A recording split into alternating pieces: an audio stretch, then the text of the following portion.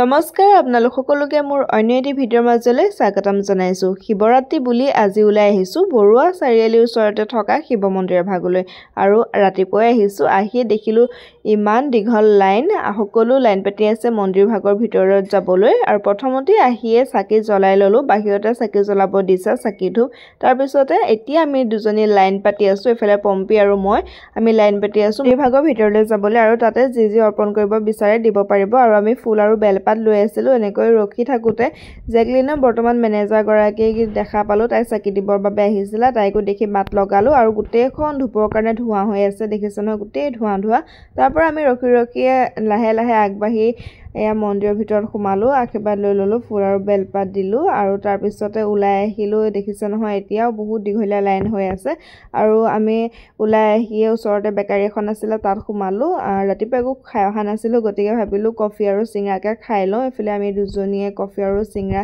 লৈ ললো তাৰ পিছত আমি আকৌ চেলুনলৈ বুলি গলো আৰু আজিলৈ ভিডিঅ'টো ইমানখিনিতে সামৰণি মাৰিছো আজিলৈ বাই বাই টেক কেয়াৰ